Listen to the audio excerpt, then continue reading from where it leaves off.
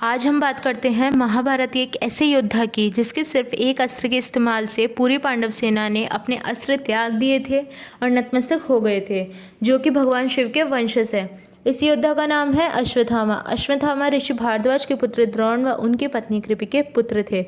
द्रोण ने भगवान शिव की तपस्या कर अश्वत्थामा को प्राप्त किया। अश्वत्थामा का जन्म एक जंगल में गुफा में हुआ था, जिसे कि आज के समय में तपकेश्वर महादेव मंदिर के नाम से जाना जाता है, जो कि देहरादून उत्तराखंड में स्थित है। अश्वत्थामा क्योंकि शिव के वंशज थे, इसलिए उनके पास एक जन्मजात मणि थी, जो कि उन्हें भूख, प्यास और थकान से बचाती थी। इस मणि का नाम था सायरन रत्न।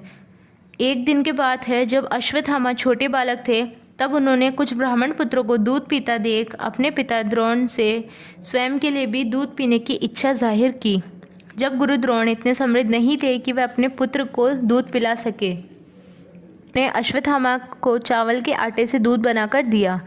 गुरु द्रोण को अपनी इस मजबूरी पर बहुत लज्जा आई और वह अपने पुराने मित्र पांचाल नरेश द्रुपद के पास गए और उनसे उन्होंने अपने वचन के बारे में स्मरण कराया, जो कि उन्होंने गुरुकुल में किए थे।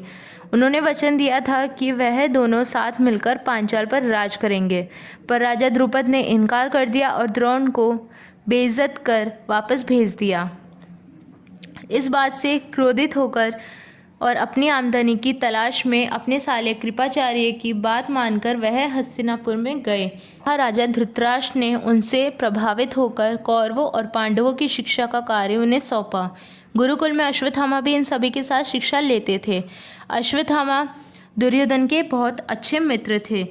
गुरु दक्षिणा के रूप में पांडवों व कौरवों की शिक्षा समाप्त होने के बाद गुरु द्रोण ने उनसे द्रुपद की हार व उससे उसका राज्य जीत कर लाने के लिए बोला। इस युद्ध में द्रुपद की हार हुई थी और उसके पश्चात अश्वत्थामा को दक्षिण पांचाल का राजा घोषित किया गया। अब बात आती है महाभारत युद्ध की। महाभारत के युद्ध में अश्वत्थामा कौरवों की तरफ थे। जब पांडवों को लगा कि द्रोण के होते हुए उनका युद्ध जीत पाना असंभव है, तब उन्होंने अश्वत्थामा नामक एक हाथी को मार के पांडव श्रेष्ठ युधिष्ठिर द्वारा गुरु द्रोण के सामने ये बुलवा दिया कि अश्वत्थामा की मृत्यु हो गई। और क्योंकि युधिष्ठिर झूठ नहीं बोलते थे, इसलिए उन्हें इस बात पर यकीन हो गया और उसके पश्चात वह ध्यानमग्न हो गए। उस समय द्रुपद के पुत्र धृष्टद्युम्न ने उन्हें चाल से मार दिया और उनकी मृत्यु हो गई। जब ये बात अश्वत्थामा को ज्ञात हुई, तब उसने इस बात से क्रोधित होकर पांडव सेना पे नारायणी अस्त्र का प्रयोग किया, जिससे पांडव सेना का भारी नुकसान हुआ। के आखिरी दिन जब भीम ने दुर्योधन को मारा था, तब अश्वत्थामा दुर्योधन के पास गए और उनके अंतिम क्षणों में दुर्योधन ने अश्वत्थामा से एक वचन मांगा। अश्वत्थामा ने वचन का प्रतिशोध पांडवों से लेंगे। उसी रात क्रोध में अश्वत्थामा पांडवों के खेमे में गए और पांडव समझकर उनके पुत्रों पे यानी कि उप पांडवों पे उन्होंने वार किया और उन्हें मार दिया। इस बात से क्रोधित होकर जब पांडव अश्वत्थामा के पास गए, तब अश्वत्थामा ने उन पर ब्रह्मास्त्र का प्रयोग किया, जिसके उत्तर में अर्जुन ने भी ब्रह्मास्त्र का प्रयोग कर दिया। इस अनर्थ को होता देख श्री कृष्ण ने दोनों को ब्रह्मास्त्र वापस लेने के लिए कहा।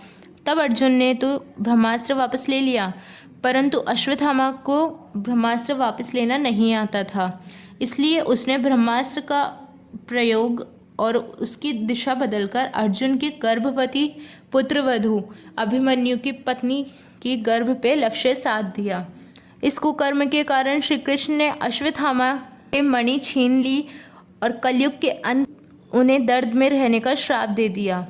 आज भी ये मान्यताएं हैं कि अश्वत्थामा जीवित है और उनके माथे पे जहाँ मणि थी वहाँ कीड़े पड़ गए हैं और रक्त बहता है। वह कभी भी किसी के सामने नहीं आते हैं।